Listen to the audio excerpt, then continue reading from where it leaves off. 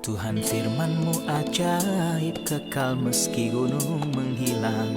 Tiada huruf yang gagal, tak terpatahkan siasat. Hidup seperti-Mu ya Allah, lebih dari emas. Aku bersaksi kitab-Mu, kitab yang suci. Mendengarkan firman-Mu, hibur hati yang luka. Terangilah langkahku kemanapun ku pergi. Biarkanlah firman-Mu berkuasa atasku. Ubahkanku, bebaskanku, ku mau menyenangkan-Mu. Salam jumpa pemirsa terkasih, saya menyambut Anda sekalian dimanapun Anda berada dalam episode terbaru program studi harian kita, Semua Kitab Suci. Dalam studi kita masih belajar surat pertama kepada jemaat Tesalonika pasal yang kedua. Kita sampai pada ayat 7 sampai 12. Dalam episode hari ini, kita akan bertemu dengan Paulus, sang pelayan yang mempraktekkan peran sebagai ibu dan ayah di antara orang-orang percaya di Tesalonika. Begitulah seharusnya seorang pelayan. Untuk memulai, izinkan saya untuk menyambut tamu kehormatan yang telah hadir di studio, hamba-hamba Tuhan, Saudara Elia Kerelos dan Saudara Ishak Elia. Selamat datang para hamba Tuhan. Terima kasih. Kami juga menyambut hadirin di studio, selamat datang. Pemirsa terkasih, kita akan segera memulai pembelajaran sesaat lagi.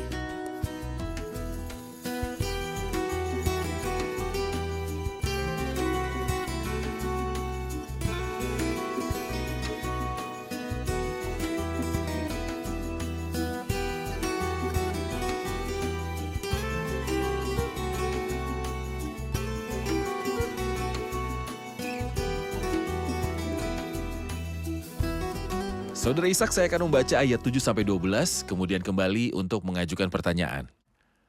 Mulai dari ayat 7, Paulus berkata, "Tetapi kami berlaku ramah di antara kamu, sama seperti seorang ibu mengasuh dan merawati anaknya. Demikianlah kami dalam kasih sayang yang besar akan kamu, bukan saja rela membagi Injil Allah dengan kamu, tetapi juga hidup kami sendiri dengan kamu. Karena kamu telah kami kasihi. Sebab kamu masih ingat saudara-saudara akan usaha dan jerih lelah kami. Sementara kami bekerja siang malam supaya jangan menjadi beban bagi siapapun juga di antara kamu. Kami memberitakan Injil Allah kepada kamu. Kamu adalah saksi, demikian juga Allah, betapa saleh, adil, dan tak bercacatnya kami berlaku di antara kamu yang percaya. Kamu tahu betapa kami seperti bapa terhadap anak-anaknya telah menasihati kamu dan menguatkan hatimu, seorang demi seorang, dan meminta dengan sangat supaya kamu hidup sesuai dengan kehendak Allah yang memanggil kamu ke dalam kerajaan dan kemuliaannya." Ayat 7 berbicara tentang peran Paulus di hadapan jemaat Tesalonika sebagai ibu menyusui bagi anak-anaknya. Apa yang Anda lihat dalam gambaran ini, Saudara Ishak?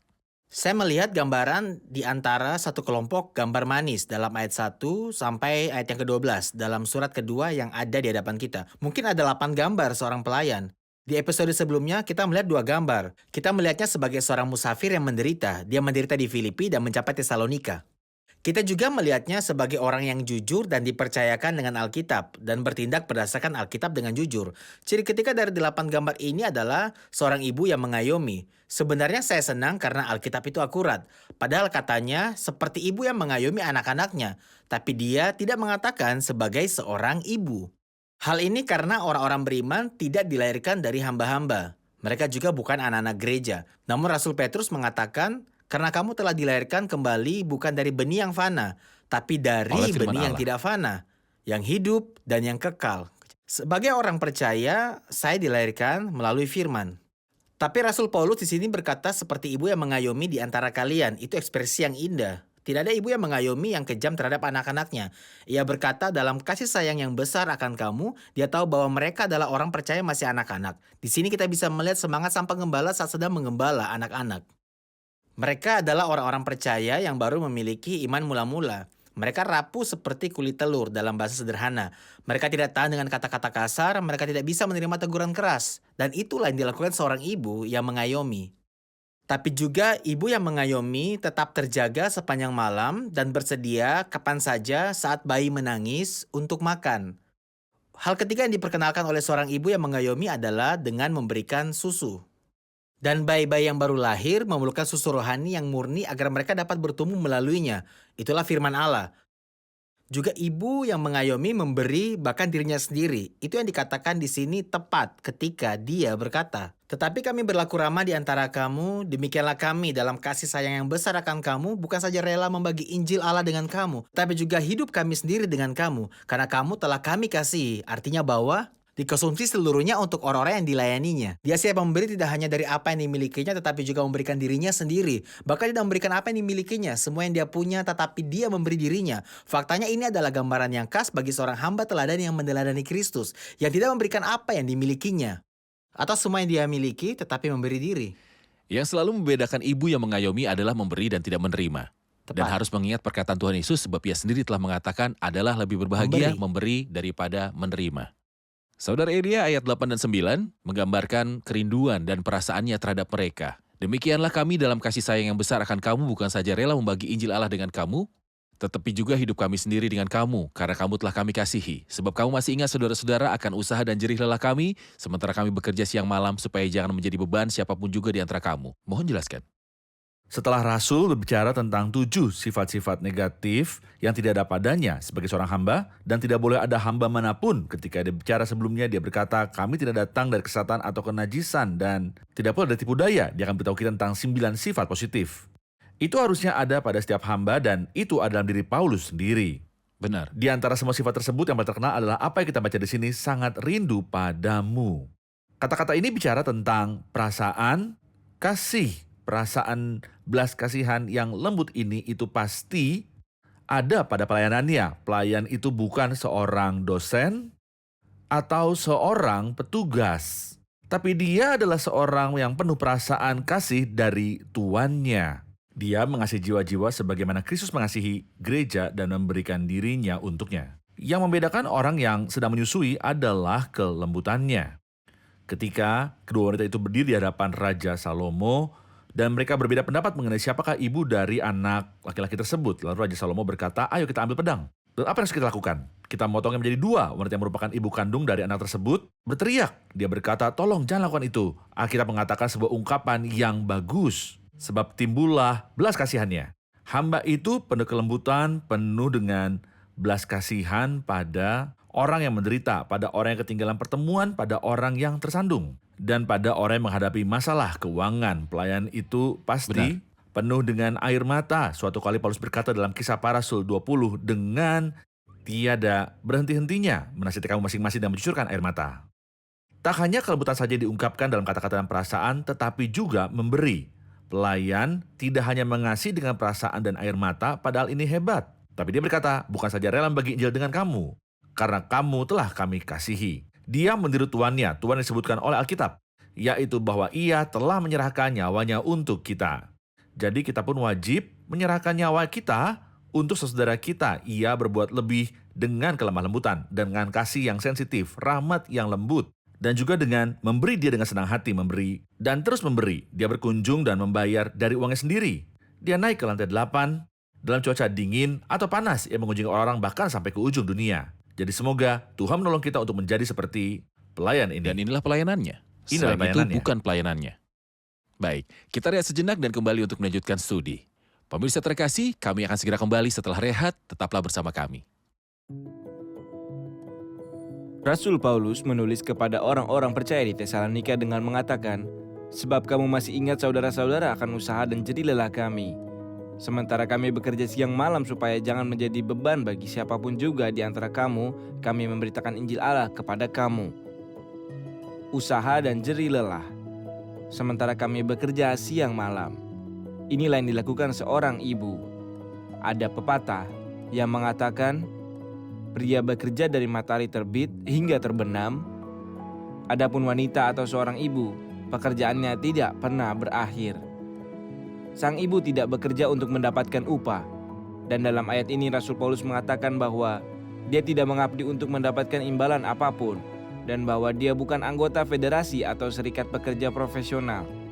Pernahkah Anda mendengar, sahabat, tentang persatuan untuk ibu yang mengharuskan para ibu bekerja 8 jam sehari? Tidak.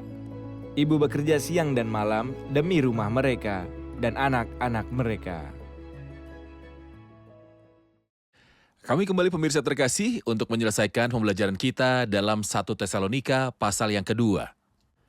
Saudara Ishak, di akhir ayat 9, Paulus berbicara tentang integritasnya dalam pelayanan agar dia tidak menjadi beban bagi siapapun juga. Saya perlu tahu peran integritas di dalam efektivitas pelayanan. Bagaimana seorang hamba yang jujur bisa efektif dalam pelayanan? Kalau kita sederhanakan kata integritas atau jujur berarti orang yang puas. Saya percaya semua orang yang Tuhan panggil untuk melayani dia, bagaimanapun juga saudara ayat, adalah orang-orang yang puas dan tidak membutuhkan apapun.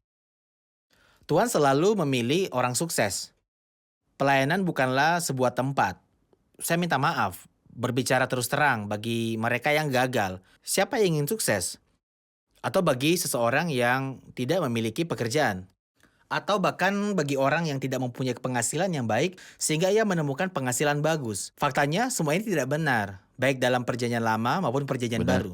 Dan murid-murid Kristus yang terhormat, para rasul dan para hamba Tuhan yang kita lihat di dalam Alkitab di 2 perjanjian. Mereka semua adalah orang-orang terhormat. Mereka bertolak belakang dengan apa yang saya katakan.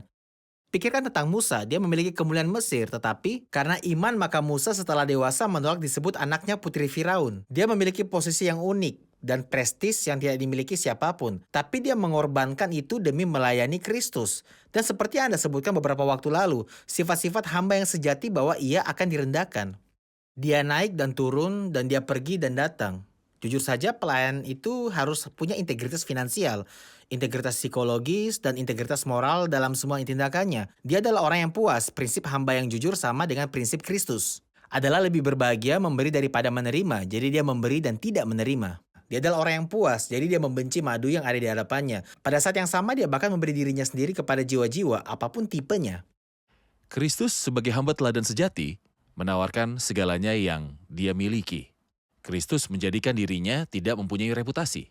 Kristus mencurahkan jiwanya kepada kematian. Kristus tidak menyenangkan dirinya. Kristus merendahkan dirinya. Kristus memberikan dirinya. Dia tidak menyenangkan mempertimbangkan dirinya dirinya sendiri. Cinta tidak mencari miliknya sendiri. Jadi hamba harus seperti Kristus. Hamba teladan. Pastinya hadirin punya pertanyaan, kita akan dengarkan.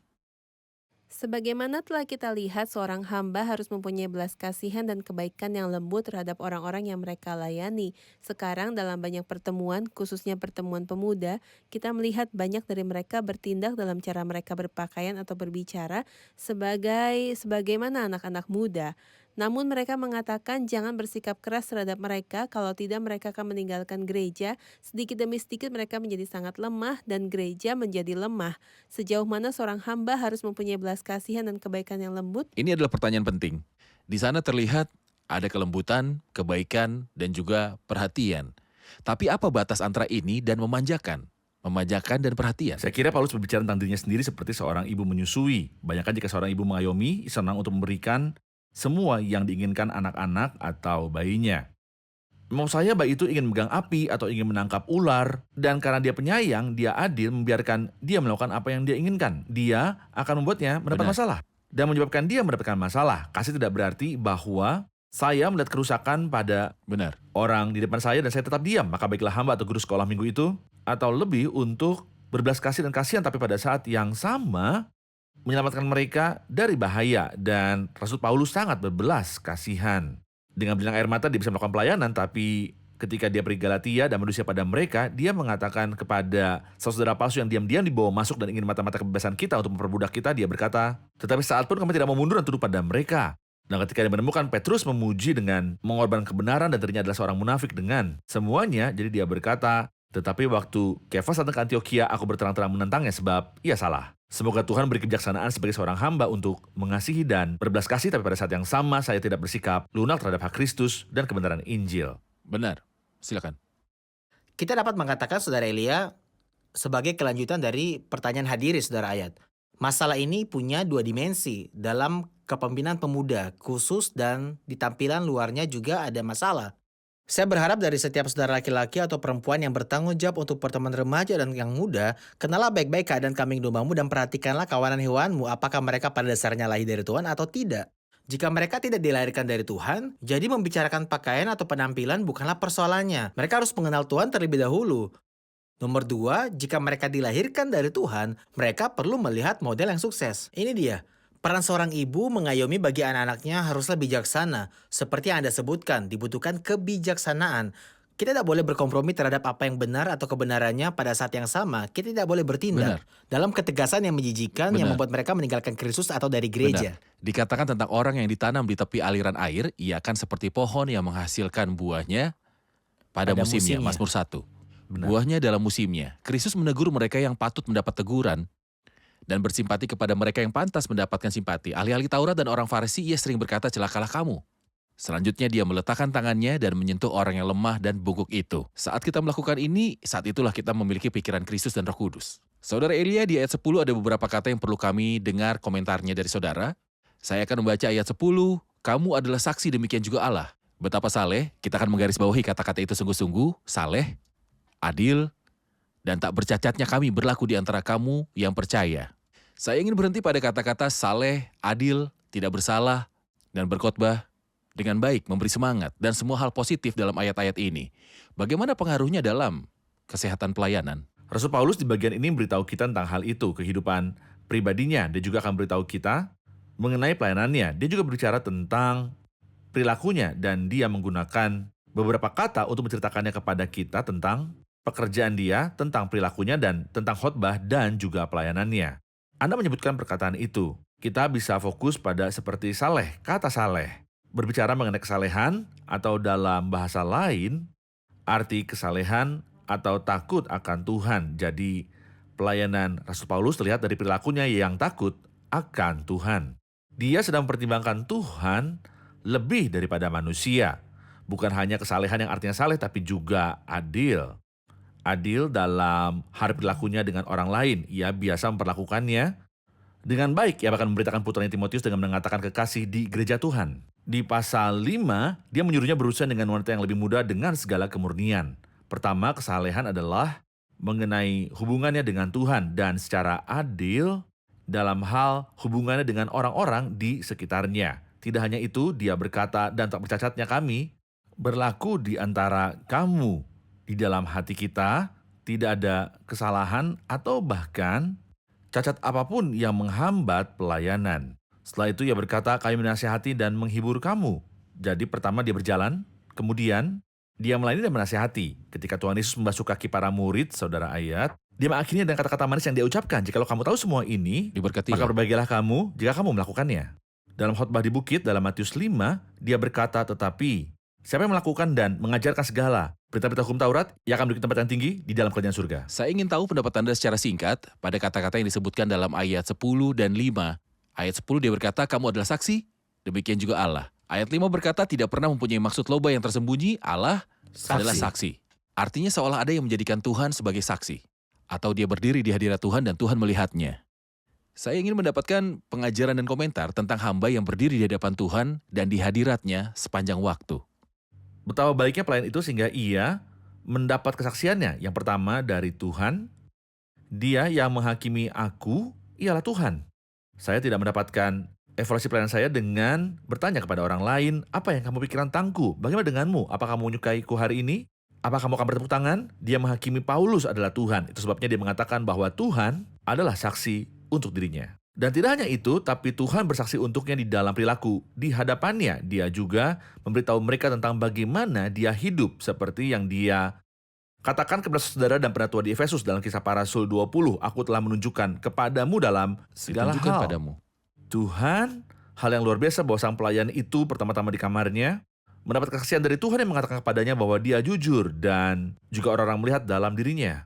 Perilaku menyenangkan, seperti himnu yang indah mengatakan, apakah mereka melihat Yesus dalammu? Mungkin saudara ayat ketika ia mengatakan hal ini di ayat yang kelima, tidak pernah mempunyai maksud loba yang tersembunyi. Jubah untuk ketamakan adalah hal internal yang tidak terlihat di luar. Ini adalah motif tersembunyi. Jadi katanya Tuhan adalah saksi, jadi Tuhan melihat yang tersembunyi. Namun di ayat yang ke-10, dia berbicara tentang perilaku praktis. Faktanya kitab suci menulis dan berkata, kamu adalah saksi, demikian juga Allah. Benar. Anda adalah saksi dalam hal perilaku ini. Mungkin ada yang bilang yang terpenting bagiku adalah hati nuraniku dengan Tuhan. Tidak, tunjukkan Benar. pada kita. Iya. Kita ingin melihat. Tuhan melihat motif sebagai saksi dan juga Ya. orang lain yang melihat Yang terlihat adalah jelas saksi. perilakunya dan mereka adalah Saudara Ishak di saksinya. ayat 11 setelah di bagian pertama pasal ini, dia merujuk untuk perannya Sebagai ibu menyusui, dia mengatakan itu. Kamu tahu betapa kami seperti bapa terhadap anak-anaknya telah menasihati kamu dan menguatkan hatimu seorang demi seorang. Apa yang Anda lihat dalam perannya sebagai bapa bagi umat Tesalonika? Saya melihat adanya bimbingan dalam intervensi dan pertanyaan sebelumnya dalam episode tersebut.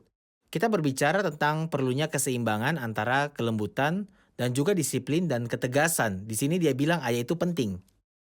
Peran ayah adalah untuk menyemangati anak-anaknya. Bahasa Yunani untuk ayah di sini mempunyai arti dukungan, pertolongan, dan dorongan.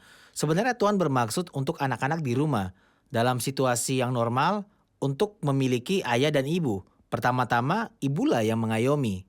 Namun kemudian tibalah giliran ayah yang membimbing, mengajar dan memperingatkan. Faktanya adalah bahwa anak-anak selalu belajar dari ayah mereka. Sebelum mereka belajar dari kata-katanya, mereka belajar dari perilakunya. Dan dia menjadi panutan di hadapan mereka dan mereka menghidupinya. Ini hal yang menghubungkan ayat yang ke-11 dengan ayat yang ke-10 yang mendahulunya. Dan kita baru saja membicarakan itu. Benar. Kita akan mendengarkan pertanyaan dari hadirin di studio. Silakan. Saya punya pertanyaan di ayat 12. Saya ingin tahu apa hubungan antara berjalan dan panggilan ke kerajaan dan kemuliaan.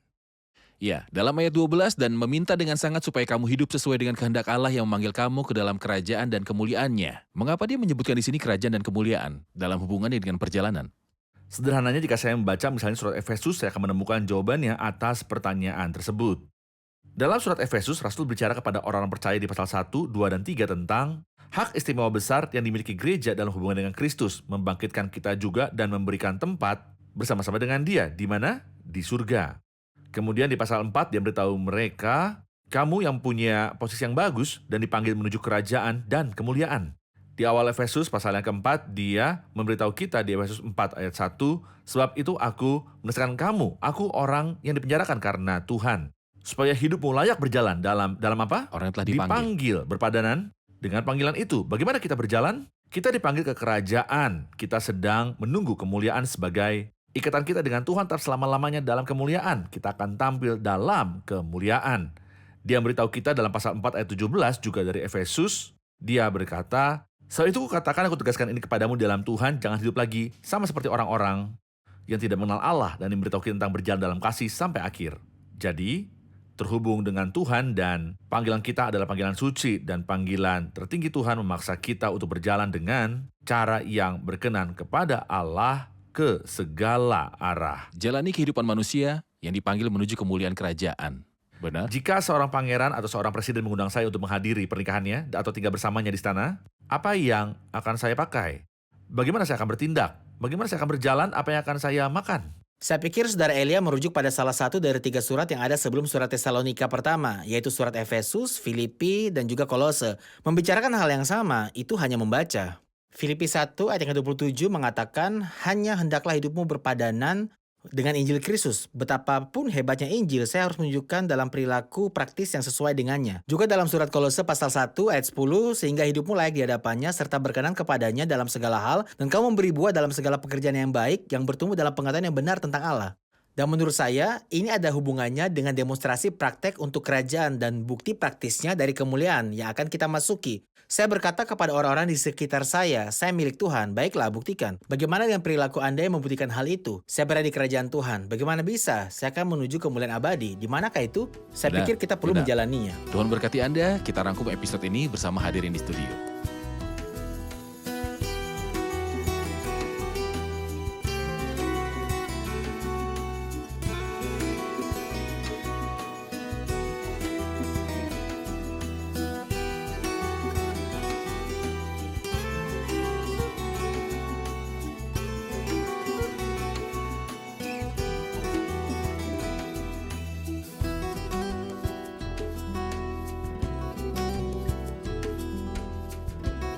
Halo semuanya. Paulus berbicara tentang pelayanannya dengan jemaat di Tesalonika dan menyebut perannya sebagai ibu. Adakah yang mengingat apa yang dia lakukan dalam perannya sebagai seorang ibu? Menurut pasal yang kedua, dia menjelaskan tentang ibu di ayat yang ke-8. Demikianlah kami dalam kasih sayang yang besar akan kamu, bukan saja rela membagi Injil Allah dengan kamu, tetapi juga hidup kami sendiri dengan kamu, karena kamu telah kami kasihi. Dia berbicara tentang kelembutan seorang ibu, dan dia ingin memberi mereka bukan hanya Injil Tuhan, tetapi bahkan diri mereka sendiri. Seperti kata saudara Elia, pelayan itu bukan dosen, tetapi seorang gembala yang penuh belas kasihan terhadap kawanannya. Benar. Dia juga gambarkan perannya bersama mereka sebagai seorang ayah. Apa perannya sebagai seorang ayah bagi mereka?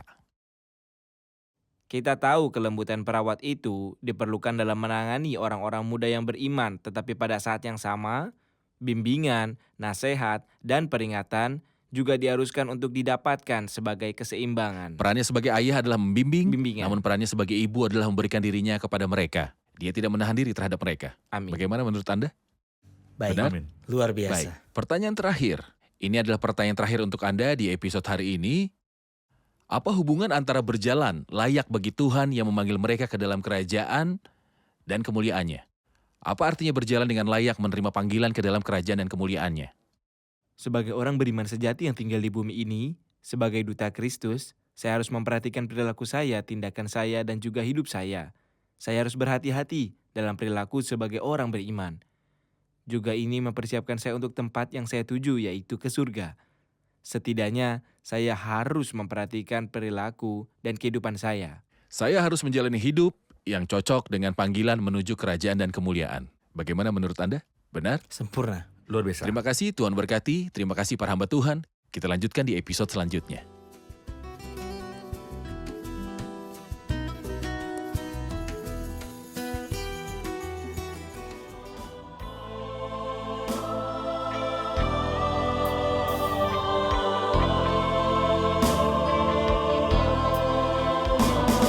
في مشهد أجمل العيون في عالم لم ينتهي رب السماء قد روى أرضا طغت من دمه أذكر أني يومها شاركت في تسميره عيني بعينه التقت رأيت دمعة وقال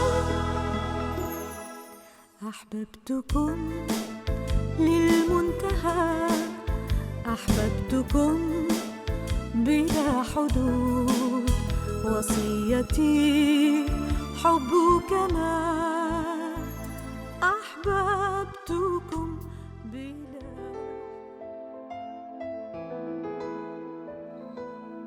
Tuhan firman-Mu ajaib kekal meski gunung menghilang.